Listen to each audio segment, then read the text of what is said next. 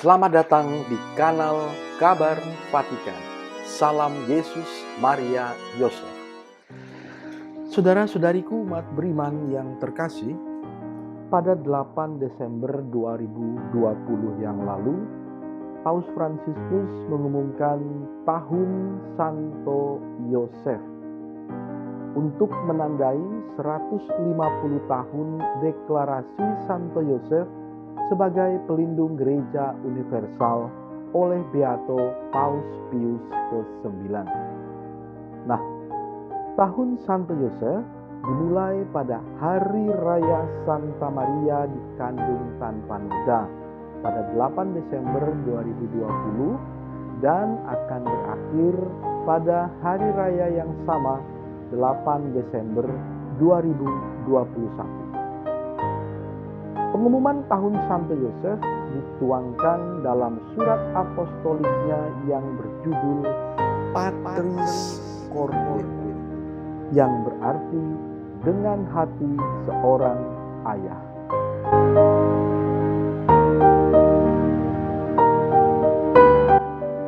Bapa Suci menulis Patris Corde dengan latar belakang pandemi COVID-19 yang telah membantu kita melihat lebih jelas pentingnya orang biasa yang meski jauh dari pusat perhatian tetap sabar dan menawarkan harapan setiap hari. Dalam hal ini, mereka menyerupai Santo Yosef, yaitu orang yang tidak diperhatikan, yang hadir setiap hari, bijaksana dan tersembunyi, yang meskipun demikian memainkan peran yang tak tertandingi dalam sejarah keselamatan. Dalam surat apostolik itu, Paus Fransiskus membagikan refleksinya terhadap Santo Yosef. Paus mengatakan, setiap hari selama 40 tahun setelah ibadat pagi, saya mengucapkan doa kepada Santo Yosef yang diambil dari buku doa berbahasa Prancis dari Kongregasi para Suster Yesus dan Maria. Doa itu mengungkapkan penghormatan dan kepercayaan, bahkan ajakan kepada Santo Yosef. Inilah doa yang selalu diungkapkan oleh Sri Paus selama 40 tahun kepada Santo Yosef. Santo Yosef, Bapa keluarga yang mulia, yang sanggup membuat yang mustahil menjadi mungkin. Datanglah dan bantulah aku dalam saat-saat yang menyedihkan dan sukar ini. Letakkanlah dalam perlindunganmu situasi yang serius dan menyesakkan ini, agar berakhir dengan bahagia. Bapa yang terkasih, seluruh kepercayaanku ada padamu.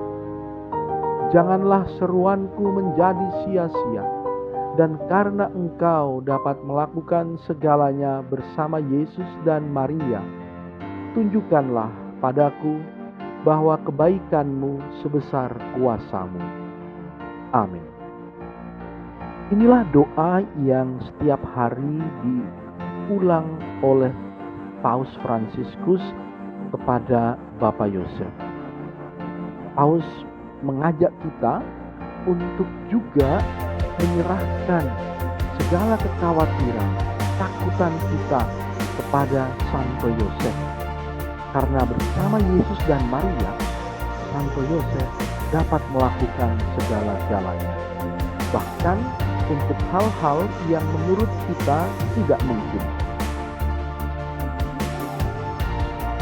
Dalam surat apostolik itu, Bapa Suci Paus Fransiskus menguraikan 7 keutamaan kebapaan Santo Yosef yang bisa kita teladani dan teristimewa untuk para bapa bisa menjadi inspirasi untuk mengasuh keluarga. Keutamaan yang pertama, Santo Yosef, Bapa yang dikasihi. Nah, apa maksudnya? Santo Yosef menempatkan dirinya dalam seluruh rencana keselamatan Allah, bahkan sampai mengalahkan dirinya sendiri, menyingkirkan keinginannya sendiri agar rencana dan kehendak Allah bisa terwujud. Kita tahu bahwa atas bisikan malaikat dalam mimpi, Bapak Yosef akhirnya berani mengambil Maria sebagai istrinya yang sebelumnya ingin dia ceraikan secara diam-diam karena mengetahui Maria sudah mengandung. Harapan yang dimiliki oleh Bapak Yosef menjadi sirna seketika begitu mengetahui kabar tentang Maria itu. Namun Bapak Yosef dengan penuh kepercayaan menempatkan dirinya untuk melaksanakan rencana Allah itu. Dia menyingkirkan keinginannya sendiri. Dia mengambil Maria sebagai istrinya. Nah, itulah sebabnya Santo Yosef begitu dikasihi oleh umat Kristiani. Keutamaan kedua, Santo Yosef, Bapa yang lemah lembut dan penuh kasih. Santo Yosef mengasuh Yesus setiap hari sejak kecil. Ia melihat Yesus bertumbuh dari hari ke hari. Bahkan mungkin juga Santo Yosef mengajari Yesus berjalan, bermain bersama Yesus, mengajari Yesus kebaikan-kebaikan, menegur Yesus, mungkin juga kadang mengomeli Yesus, memarahi Yesus. Seperti Allah yang menjaga dan mengasuh umatnya, demikian pula Santo Yosef menjaga dan mengasuh Sang Juru Selamat. Dalam diri Santo Yosef, Yesus melihat kelemah lembutan Allah. Kita bisa yakin bahwa Santo Yosef dengan penuh kasih sayang, dengan penuh lemah lembut, mengasuh Yesus, menjaga dia, mengajarinya, menegur dia, membesarkan dia. Demikian pula Bapak Yosef akan mengasuh kita, mengasuh gereja. Keutamaan ketiga, Santo Yosef, Bapa yang taat. Dalam setiap keadaan, Santo Yosef menyatakan fiat-Nya sendiri, seperti fiat Maria pada kabar sukacita dan fiat Yesus di Taman Getsemani. Fiat artinya adalah iya atau terjadilah. Kita ingat ketika malaikat Gabriel menyampaikan kabar sukacita kepada Maria, Maria mengatakan, "Terjadilah padaku menurut perkataanmu." Juga ketika Tuhan Yesus di Taman Getsemani menjelang sengsara dan wafatnya, Yesus mengatakan, "Ya Bapa, sekiranya mungkin, biarlah cawan ini berlalu daripadaku, tetapi kehendak-Mu lah yang terjadi, bukan kehendak-Ku." Demikian pula Bapak Yosef. Memang tidak dikatakan Santo Yosef mengatakan sesuatu, tetapi kita tahu dari tindakannya, Santo Yosef juga menyatakan, "Ya, terjadilah kehendak Allah atas dirinya." Sebagai seorang bapak, Santo Yosef pasti mengajari Yesus untuk taat kepada orang tuanya.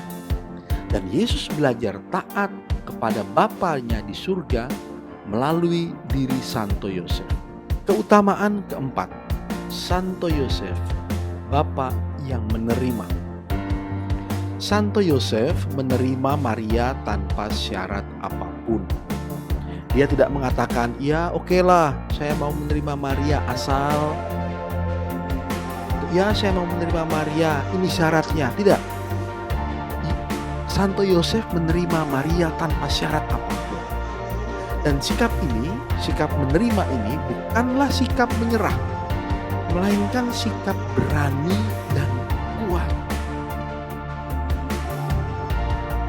Inilah iman Santo Yosef yang dirangkai bukan oleh aneka protes, melainkan oleh kesetiaan pada proses.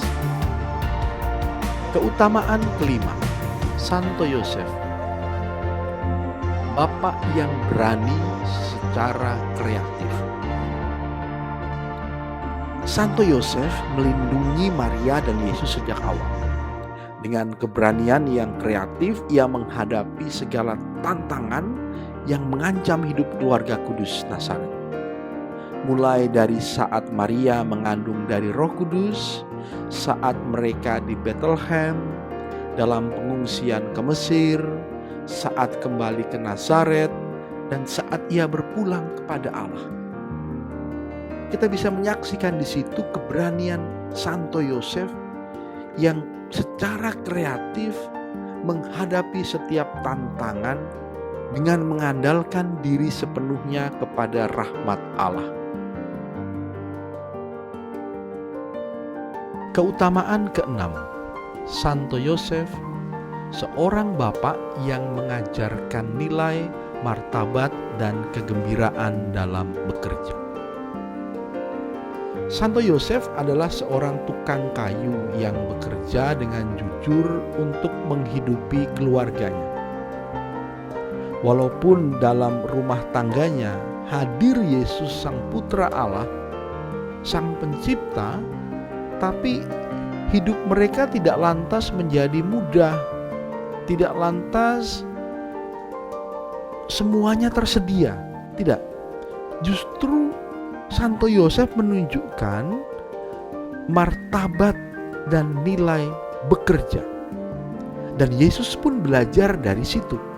Dia belajar dari Santo Yosef, bapaknya, tentang nilai, martabat, dan kegembiraan, tentang apa artinya makan dari usaha sendiri.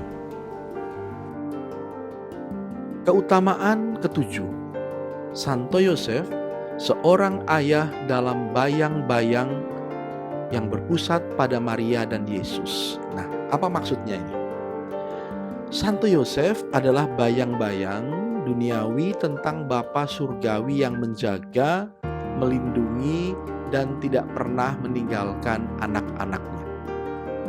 Jadi, Santo Yosef itu bisa dikatakan pantulan Bapa surgawi. Para bapak atau para ayah itu tidak dilahirkan tetapi diciptakan.